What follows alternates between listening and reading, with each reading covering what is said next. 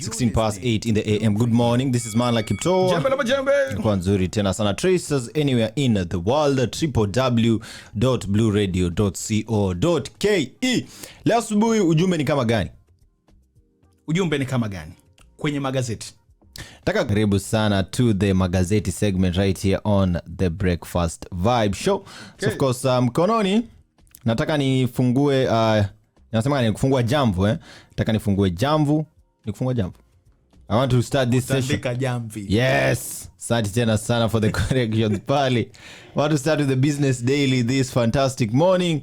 So of course a very interesting story that it says layoffs rise to COVID levels on higher taxes and fuel costs. Of course, 400 managers say job cut are in response to low sales. 1.72 million workers lose jobs at the peak of the pandemic. All right. And then we have intelligence. While whipping away the egg from their faces, the board announced that they were reinstating the GCFO to her role. All right, hiyo sijui ni kuhusu nini. Lakini tukiendelea pale, how state agencies will share a seized dirty cash. Now this is interesting, Two reinforcement agencies will be among the beneficiaries of dirty cash seized by the state, which means that forfeited monies will no longer be held at a KCB account by the Asset and Recovery Agency. Mambo ni kama hayo. How cost inputs have choked productivity in Kenya's agriculture.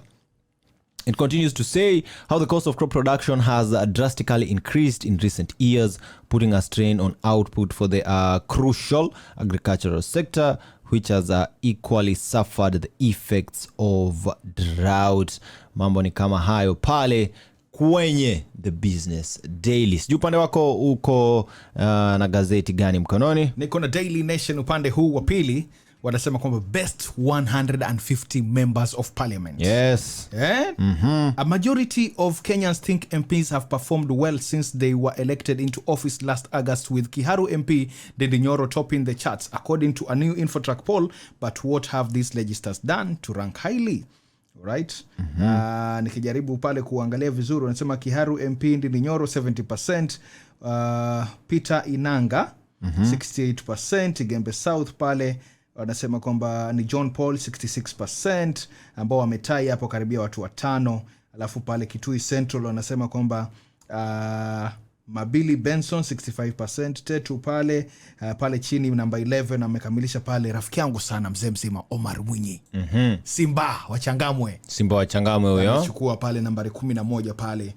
Kuna picha nyingi za wabunge mbalimbali pale, paka Mumias East MP Peter Salasia pia yuko ndani ya wale top members of parliament ambao wanaongoza katika upande wa development. Kwa hivyo kwa cost peke yake Mombasa tunaona Simba anaongoza. Tutakuwa nampigia Simba simu pale baadaye, tumuulize maswali 2-3. Kama atakuja studio kesho itakuwa sawa tena zaidi. Alright. Alafu hapo kwenye Daily Nation wanasema kwamba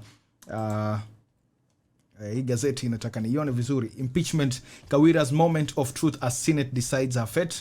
Embattled Meru Governor Kawira Mwangaza is facing a make or break week at the Senate as her 2-day impeachment trial starts. That is tomorrow. Weatherman now warns of heavy rains in the country.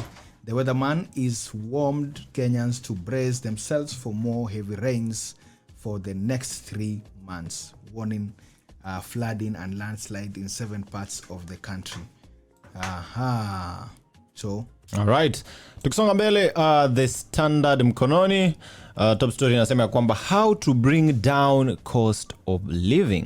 Wanasema ya kwamba economic experts fault president's approach to taxation and cost of living, saying the policies will only sink the country deeper into mere and punish many to avoid paying taxes, which will ultimately make life unbearable.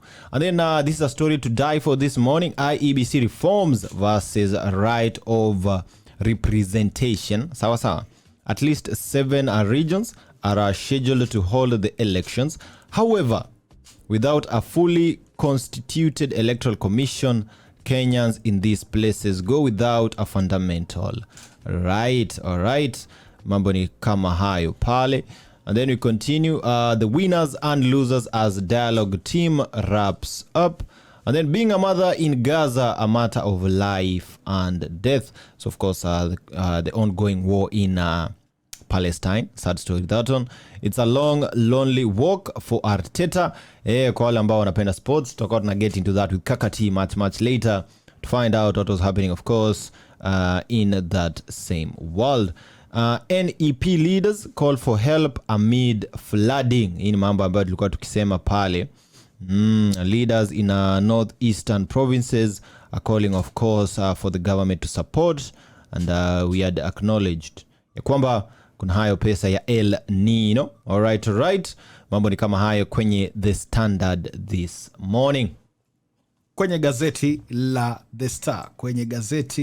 The Star wanasema kwamba big names miss out as MP Nyoro tops news ranking. Big names miss as out MP Nyoro tops news ranking. Infotrack report mentions only top half of performing lawmakers. Hapo kwamba wanasema kwamba no rift, we are good. DP Gachagua dismisses talk of fallout with Ruto. Then on the other side wanasema kwamba Azimio MPs back Kalonzo for 2027 polls pale. Then Man 70 gets his land after 10-year battle with 2 state agencies. Okay. Uko na nini pale? Niko na The People's Daily, na hii story kwa People's Daily, by the way, this is the story we really need to talk about this day. Sawa. Arrest exposes rot in police stations. Sawa. Kabisa. Anti-graft agency swaps open lead on routine arbitrary seizure and extortion of Kenyans over petty offenses by chain of officers seeking promotions on a basis of bribes collected for their bosses. Sawa. Hii ni ile situation ambayo wewe tu umekaa pale nyumbani, hata hakuna kitu unafanya, umetoka kupigwa na upepo wako hapo nje. Kidogo kijana unabebwa juu kwa juu. Mbona unakaa nje? Unaranda. Mbona unaranda with no intention? Ni surely. What is that? Kuna that case that has broken the internet, by the way, I think a couple of days ago. Kuna mapolisi. Ya juzi umesikia? Kabisa. Unashika tu watu for no reason. Walikuwa tu masherehe zao. Wakirelax. What is the my friend? Rap. Twende. 5k ndio utoke. Ama ulale ndani mande kotini. 5k. Na hii uchumi unatoa wapi? Bas. Okay. So this something has been happening. So wacha tutume anti-corruption. Corruption wakuja wakae waangalie hii maneno inakuwa vipi. That is good. Twalib Mbarak. Mambo ikuwe kama haya. That is very very nice. Nakuwa nzuri tena sana. That's what we have for you on the dailies this morning. Taifa Leo.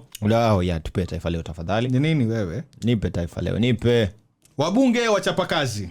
Hiyo tumeizungumzia iko pale. Alafu wanasema pale kilio cha mafuriko yakisababisha vifo, uharibifu. Alafu mbwa msambazaji mkuu wa minyoo kwa binadamu. Okay. Mbwa msambazaji mkuu wa minyoo kwa binadamu. Wanasema kwamba utafiti waonyesha nyama na mifupa vichinjioni inayoliwa na mbwa ina minyoo. Unaelewa? Nakupata tena vizuri sana. Alafu kujua anasema kwamba Chelsea na Spurs ni gozi la kufa mtu. Huko Tottenham wakiwania kurudi kileleni mwa EPL, Chelsea wanalenga kujifufua pale. Alafu magavana kushtakiwa kuhusu NSSF, jumla ya shilingi bilioni 4.6 zimekatwa wafanyikazi ila hazijawasilishwa kwa NSSF. Alright. Mambo ni kama hayo pale kwenye magazeti asubuhi. You're listening to Blue Radio, bringing the vibe.